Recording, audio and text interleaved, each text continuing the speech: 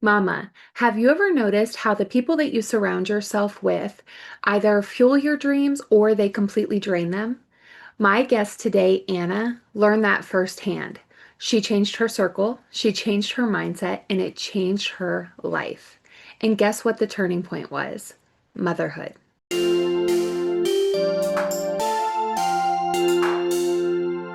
Hey mamas, welcome back to the channel. I am so excited about the interview we have today. My dear friend Anna is with me today, and I will tell you, we've been friends for I think over 5 years now, and she is a remarkable mom, an incredible businesswoman, and I'm really, really excited for her to share her story. So thank you so much, Anna. My pleasure. Thank you so much for having me. I'm super excited. Awesome. So let's start with talking about you and your girls. So, share how many kids you have, their ages. Yeah, no problem. So I have two little girls, 5 and 7, currently transitioning from being a lot more physically active to learning to deal with a lot of more of the emotional stuff that comes into play as a 7-year-old turns to a 17-year-old in disguise as a 7-year-old. So I'm trying to go through that journey, and it's an incredible blessing, but also the hardest job in the world. So yeah. For sure. And I feel like every age has its blessings, like where it's like, oh, this is nicer because they're more independent, but also it's hurdles. So that's a lot to juggle, especially with business. Without a doubt, and you've been single-handedly my biggest inspiration. So, Well, thank you. Thank you. Thank you. So, just for the listeners, give a little background about yourself because you went from like being an attorney to being a real estate investor and a lot of things along the way. So, just share a little bit with us about your different experiences.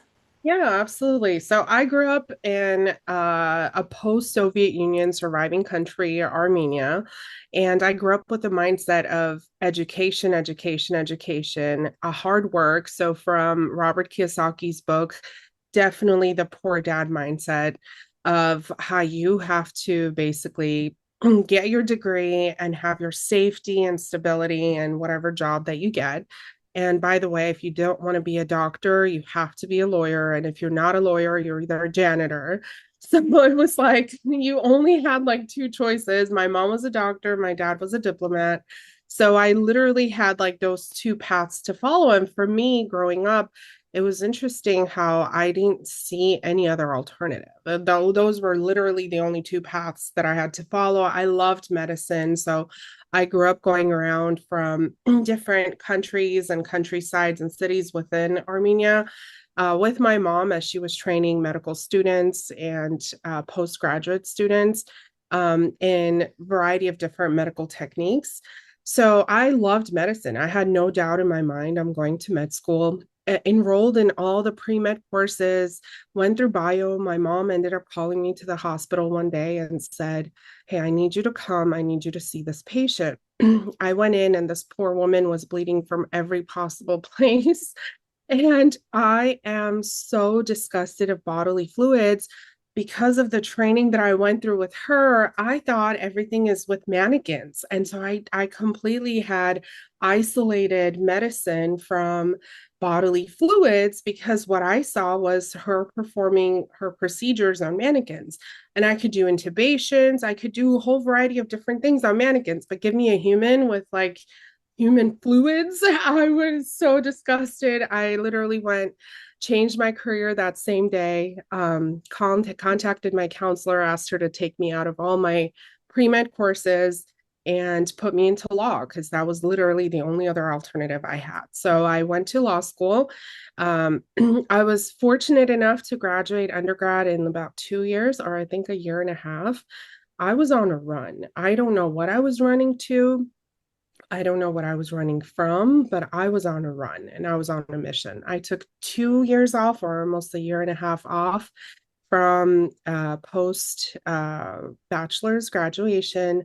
I was working for the Orange County Public Defender's Office within their investigations department, and then went to law school in California wanting to be an attorney. I specialized in high tech law.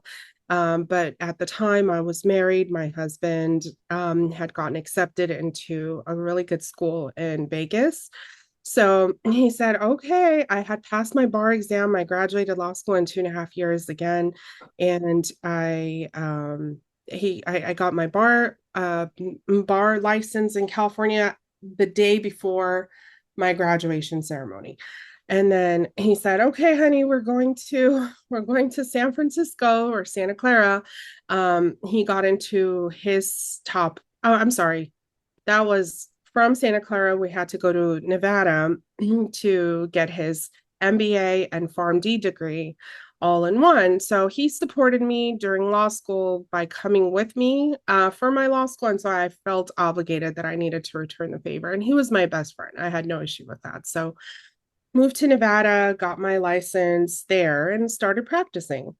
I thought I was living the life, really, because it was everything was by the book. I had a stable job, I had a stable career, got into real estate investing then, and about a couple of years later, I had the most life-altering event that occurred that really changed the rest of the trajectory of my life. So I had a near-death experience that sort of made me realize at 27 years old, made me realize that single-handedly the most important asset we have is time and that nothing else matters. And that really just changed the entire game plan for the rest of my life.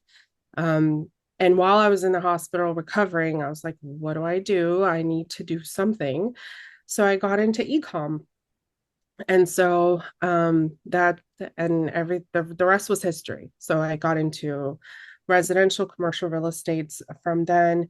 I progressed my residential to commercial from then and got into ecom, got into med spa, got into product manufacturing, not manufacturing, but just brand creation. I consulted a couple of businesses throughout those years, and then I got married again and moved to Texas. That was the onset of another era for me. And if I'm talking too much, feel free to interrupt. No, no, no, you're good. You're good. I want to hear the journey. I think it's important because so many different things can take us from like most people would think like being an attorney, super safe, you make good money, right? It's and why would somebody walk away from that to be a business owner? And so I think it's really important to hear that journey. Oh, for sure. I really felt like I was literally at that phase of my life when I was practicing law, I really felt like I was exchanging my time for money. Mhm. And I realized that time was the most finite asset that we have. Because here you are facing the possibility of death. And I actually did code while I was in the hospital. So I did have a near-death experience. And it was so vivid that after I came back, I was given a second chance. I had to contemplate over what actually happened and why it is that it did happen the way that it did.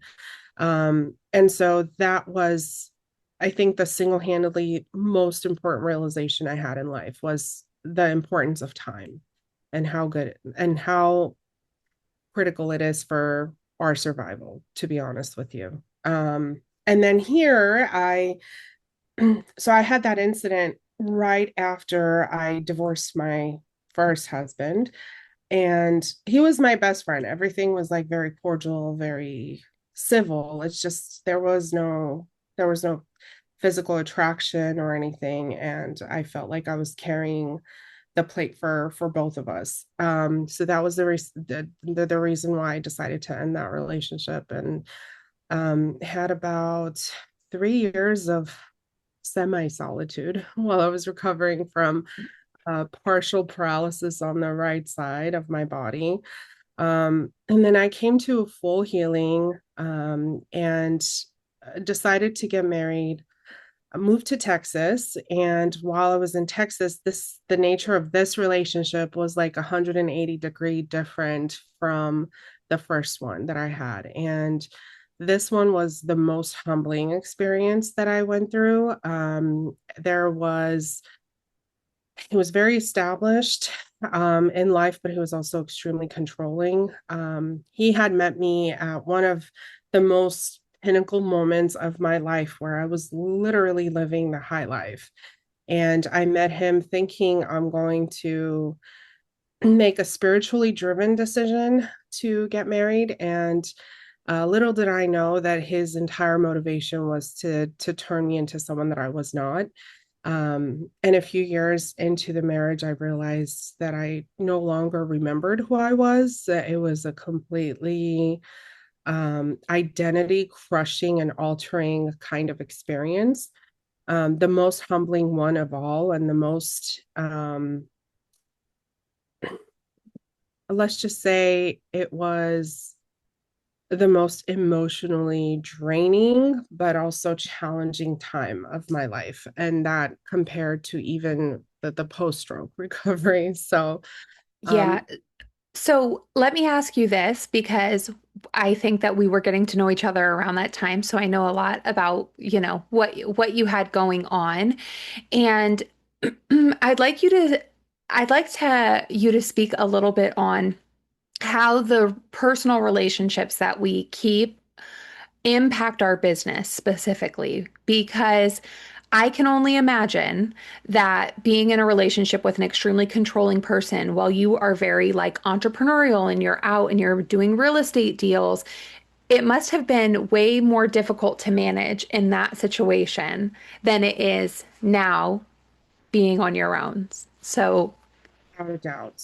Absolutely no doubt about it. Honestly, what I genuinely believe is we as human beings, we have to be wholesome. We have to be wholesome in our bodies, maintaining our body health cycles into our emotional health, which then cycles into our mental health.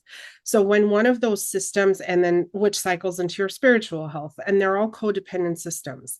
When one of those is severely impacted, you really have an off balance, and you really have to look at, for me, it was the emotional, mental, and physical that were at jeopardy. I literally couldn't sleep for nights because I wasn't sure if I'm physically safe, if I'm mentally safe, emotionally safe. And every real estate deal that I had to do that involved a male counterpart, I was holding my breath through the whole thing. Like, am I going to die as a result of this? And I remember the first transaction that I had, it was a showing with a married couple. The gentleman ended up letting me know, like on route, that his wife wasn't going to be able to join us. And I was like, oh my God, what's going to happen? I can't tell him that I'm going to meet with a guy who is coming without his wife. And it was just absolutely. So if one of the elements is depleted, you have to overcompensate. So the level of stress, the peace, the turbulation in your piece, all of that plays into how successful you can be. Because if your cup is full and you're at full capacity to do everything that you are meant to do, I think you can achieve far, far better results than if you're so depleted and you have to overcompensate to just meet the bare minimums. So absolutely, the relationships that you maintain, every single thing is a symbiotic relationship. So they either feed you or drain you. So you have to make sure that every decision you make, and that even includes like ordering coffee. Honestly, for me right now, I'm so intentional with every aspect of my life that now, like, even when I go to a coffee shop and I'm trying to order, I'm always looking forward to, okay, is the Anna that I'm aspiring to be, is that Anna going to be ordering this, or is she going to be ordering that? Something as super simple and insignificant as an order. I always try to be aligned with that higher version that I aspire to be, that I'm walking towards. And it works. It's like one decision at a time, it's one choice at a time. And then one day you wake up and you're like, wow, okay, I'm so much more at peace and I'm walking in the direction that I know I'm aligned to walk in. I love that so much because I am very big on like 1% better every day.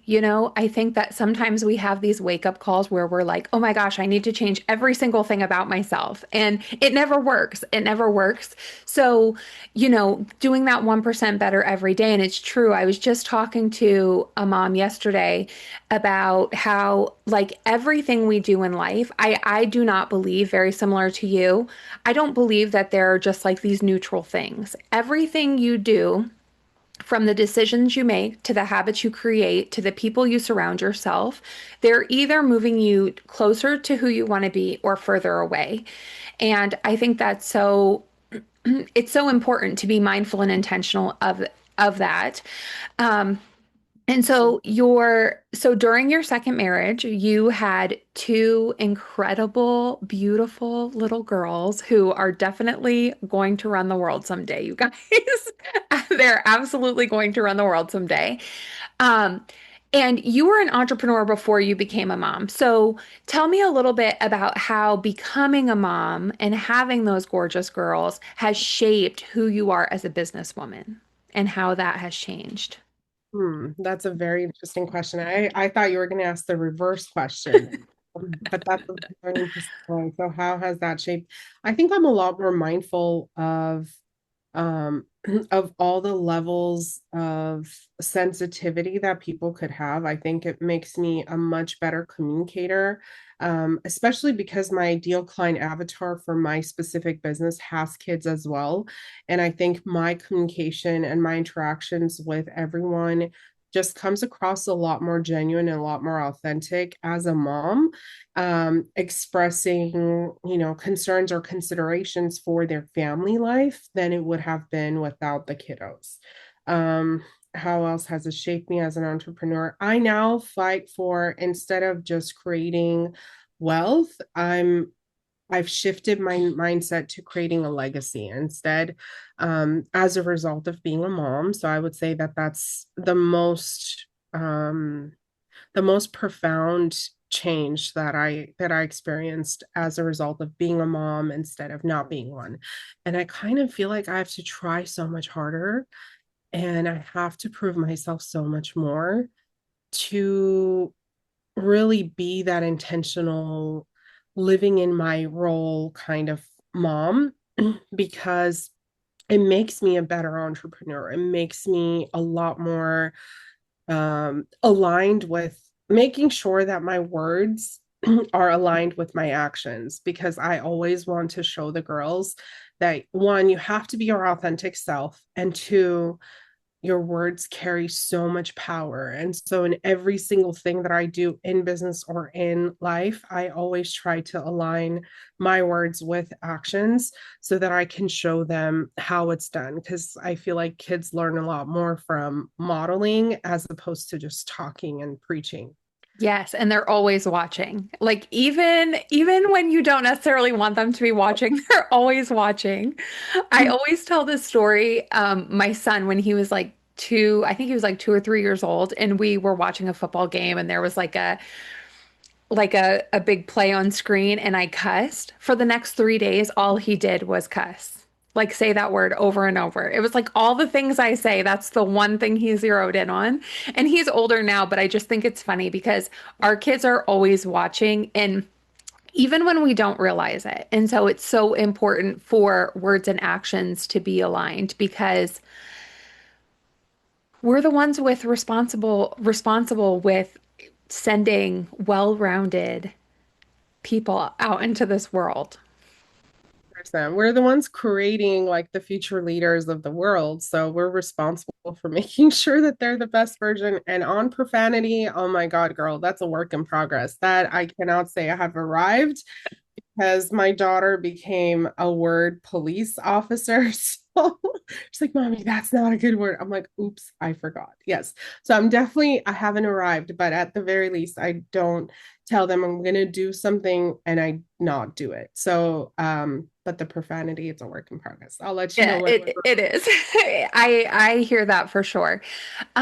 So what have you, and I know this is like a forever work in progress for all moms, especially who are business owners, but How have you been able to create more balance, like a healthy balance between work and business? Because you work a lot. You Yeah. work a lot, but you are an incredibly present mother as well. So how have you created that sort of balance between home and business in your life? I genuinely think everything is about intentionality and about being mindful of the time we have. So I feel like if I didn't have time blocking, my life would have been in absolute chaos. I tried to previously to juggle everything that I was juggling, but now I'm very, when I'm with the girls, I want to be with the girls. Like this is, so I time block everything. I know I have until 5:45-ish or so to get, to be 100% focused on work, working out, whatever it is, my time blocking a schedule has going on at the time. When I pick them up from 5:45 till about 6:30, I can still be on phone calls with my friends. I can call you, I can call, my teammates back and things like that. Those people that I don't mind having a giant, war zone going on in the background when my kids are fighting. Definitely no meetings, no client meetings at the time, but just more like safe conversations I'm allowed to have between those times. And then I have dinner time set for the girls between like 7-ish, 8-ish.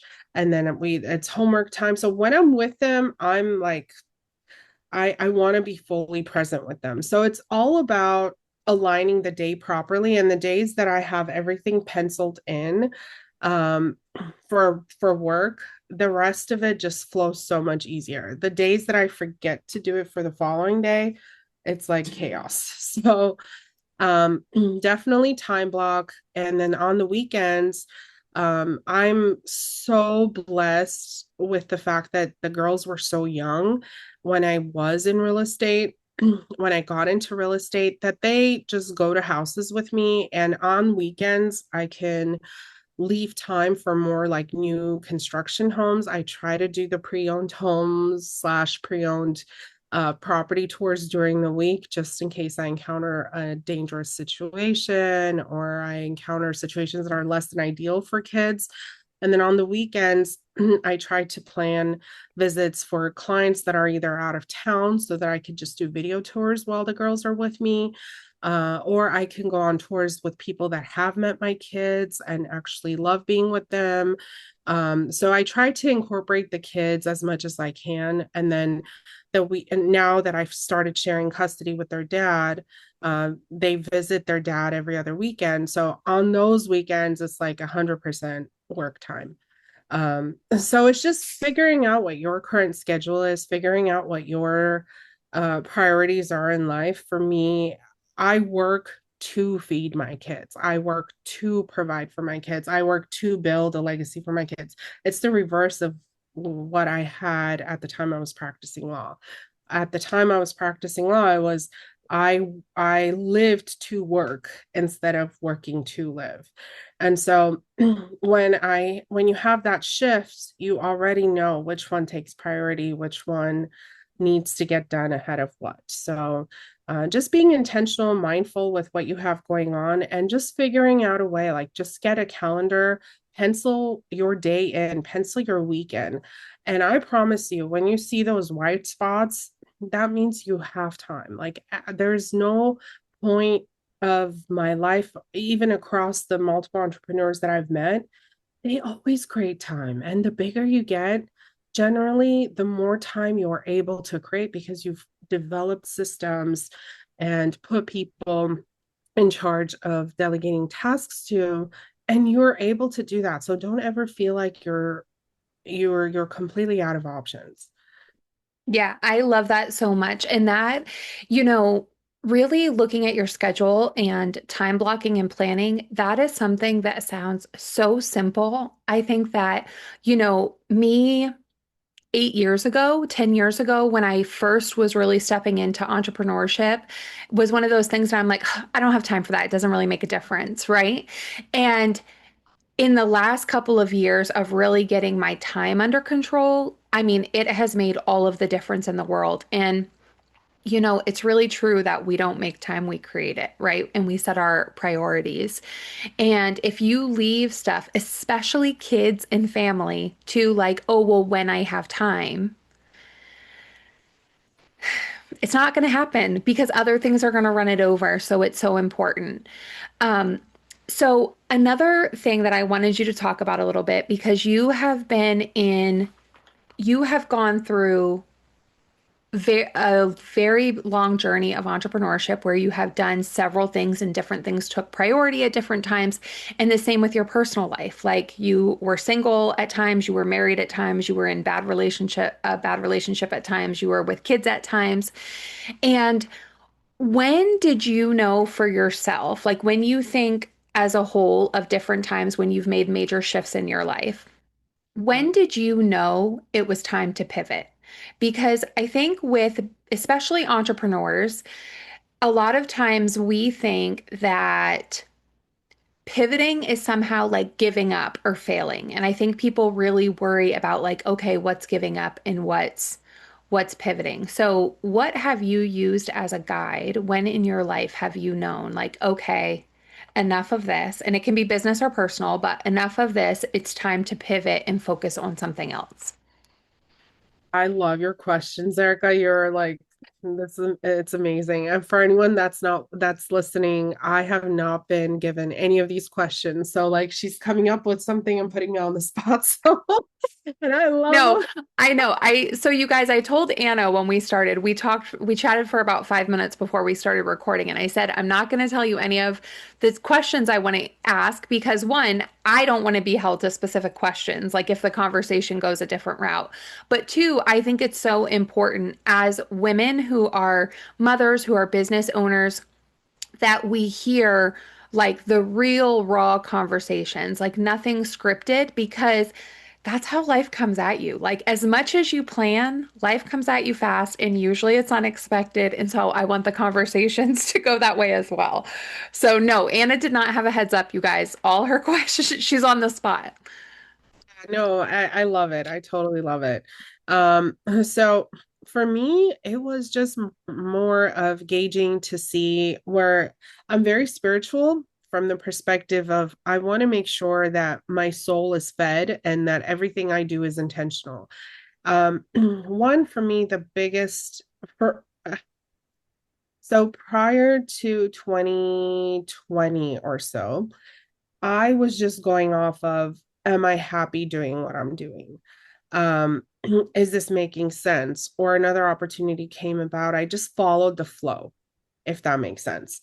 So I don't know if I actually had a system in place to check to see, am I doing, I didn't care so much before having kids, to be honest with you. So for me, I was just like, okay, it doesn't matter. I'll go to Florida.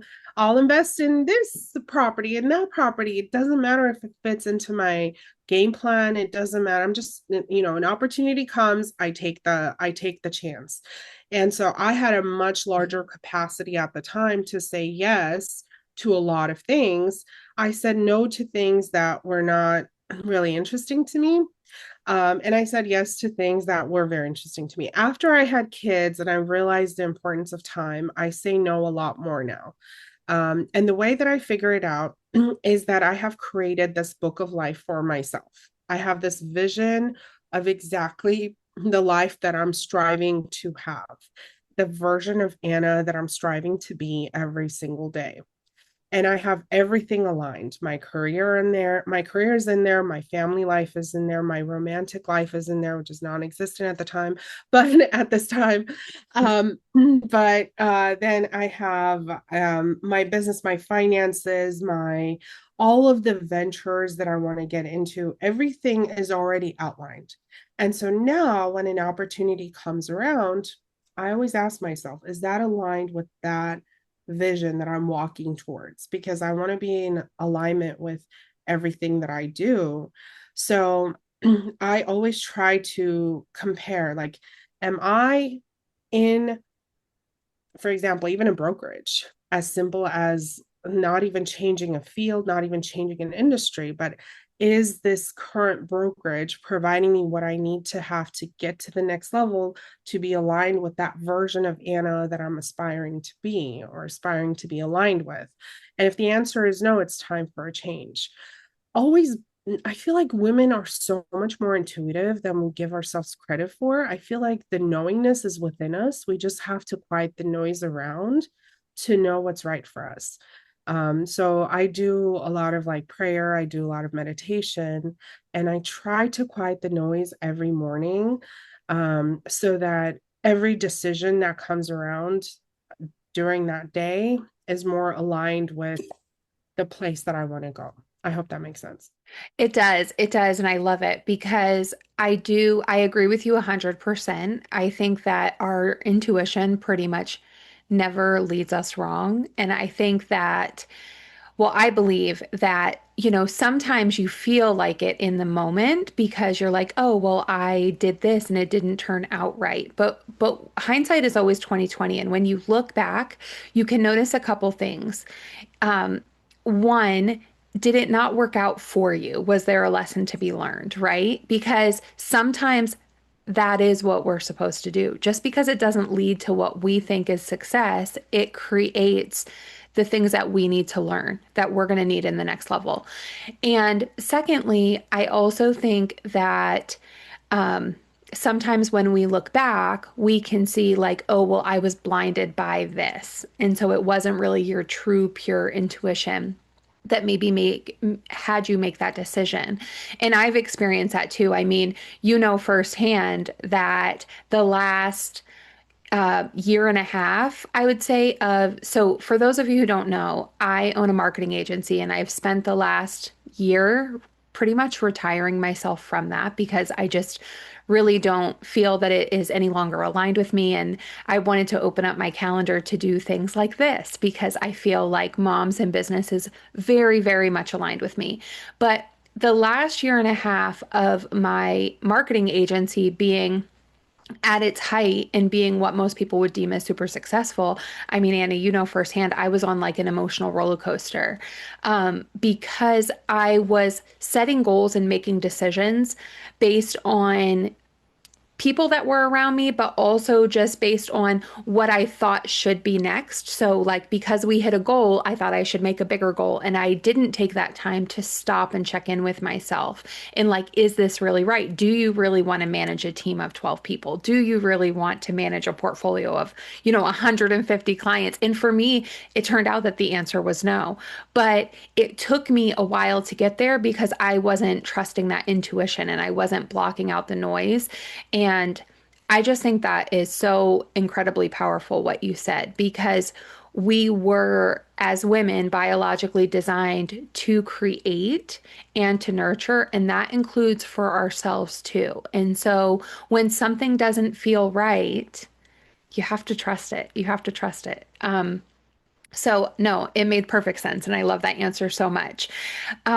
So to wrap things up, I'm going to ask you, if you could speak directly to a mama who is listening to this right now, who feels like they are made for more, um, or maybe has a dream that's been weighing on their heart, but they just haven't taken the leap yet, what would you tell them?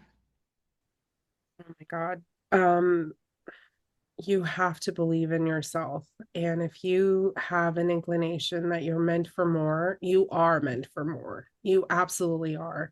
Our world being led by souls who are so aligned with the path that they're supposed to be on is so critical. Take that leap of faith in yourself, invest in yourself. Don't ever think that you're not important because I feel like when I shifted my identity to being a mom, that was literally my primary identity for a number of years until I realized that who I was buried underneath everything that's related to momhood, to motherhood.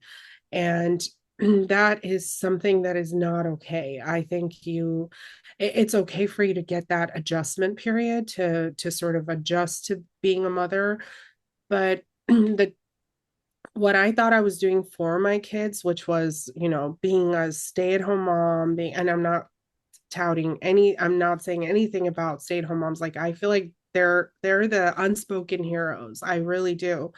But it just was a lifestyle that I couldn't see myself continuing to be in because I knew I was meant for more. And that struggle of not being aligned with where you feel like you should be and where where you currently are, try to converge those roads, believe in yourself, invest in yourself, take it one day at a time. Like Erica mentioned, be 1% better today than you were yesterday, and just take it incrementally. One day you will look back and you'll see a completely changed woman, and you are doing it for your kids. Majority of the moms that I have met are so well intentioned and so well hearted and so good hearted people that literally they just want to be able to provide for society, provide for humanity, uh be a light worker in this world, what in whatever capacity you feel like that role has to be filled. Be that person every single day. Take one action to fit what you think you should be. One action a day. And next thing you know, next year you'll be looking back at yourself and you'll find a completely different person. But just believe in yourself and keep going. Have I faith. love that. That was so powerful and the most absolute perfect point to end on. Anna, I thank you so incredibly much for being here. And for anybody listening, Anna is offers a mass variety of real estate services in the San Antonio, Texas area. So we will put all of the ways that you can connect with her in the description of this video. So, Anna, thank you so much. Thank you so much for having me. I'm so excited for this amazing community that you've created. Awesome. Awesome. Thank you. Thank you.